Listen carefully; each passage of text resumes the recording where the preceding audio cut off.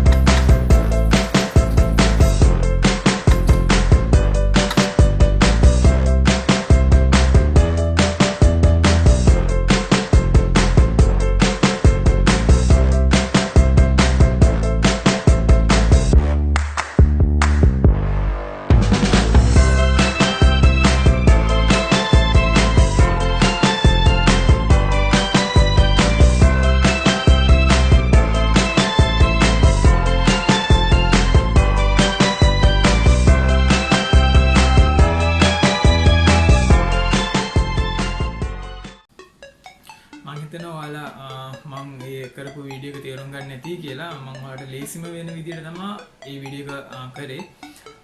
ඔයාලට මේකෙදි මේ වීඩියෝ එකේදී ඔයාලා එක තැනක් දකින්න ඇති මම page size එක දෙන image එකේදී. එතකොට මම මේ page size එක දුන්නේ මිලිමීටර් 15 කියලා. මිලිමීටර් 15 දෙන්න හේතුව උනේ මට මගේ printer එකේ maximum page size එක එයා ගන්නේ ඒ ප්‍රමාණය. ඒ කියන්නේ ඔයාලා printer එක සමහර විට මගේකට වඩා පොඩි වෙන්න පුළුවන්, ඊට වඩා ලොකු වෙන්න පුළුවන්. ඉතින් එතකොට ඔයාලා දැනගන්න ඕනේ ඔයාලගේ printer එකේ maximum page size එක මෙච්චරයි, minimum page size එක මෙච්චරයි කියන එක. ඒ කියන්නේ ඔයාලා ඒකදී ඔයාලට ලේසිම ක්‍රමය තමයි ඔයාලා 0 ඉඳන් page size එක දෙන්න. 0 to ඔයාලා අප් කරගන්න කොච්චරක් page size එක දෙන්නවද කියලා. ඊට පස්සේ එහෙම ටික ටික වැඩි කරාම ඔයාලට තේරෙයි එක තැනකදී plate එක එළියට යන අවස්ථාව. අන්න එතකොට ඔයාලා තීරණය ඊට වඩා අඩු ප්‍රමාණයක් තමයි මගේ page size එක කියලා. ඒකට ඔයාලගේ maximum page size එක වෙන්නේ එච්චරයි, minimum page size එක වෙන්නේ අර ප්‍රමාණය. ඔයාලට මම 2D print එක ගැන මෙතනින් හරිය කිසි වීඩියෝවක් කරන්නේ නැහැ. මම හිතනවා ඔයාලා ගොඩක් මේකෙන් තේරුම් ගන්න ඇති කියලා. ඔයාලට printer එක හරියට විදිහට මම කියලා දුන්නා. ඔයාලට ඊළඟ වීඩියෝ එකේදී මම මීට වඩා අලුත් දෙයක් අරන් එන්න. ඉතින් මම මේ වීඩියෝ එකෙන් පස්සේ 2D print එක ගැන ඔයාලට කියලා දෙන එක නතර කරනවා. ඊට අමතරව ඔයාලට මොන හරි ප්‍රශ්නයක් තියෙනවා නම් මේ printer එක ගැන අහන්න. ඔයාලා comments දාන්න, මම ඒවට answers දෙන්නම්. ඉතින් අපි ඊළඟ වීඩියෝ එකේදී හම්බෙමු. අලුත් දෙයක් කරන්න අපි ඊළඟ වීඩියෝ එකේදී හම්බෙමු.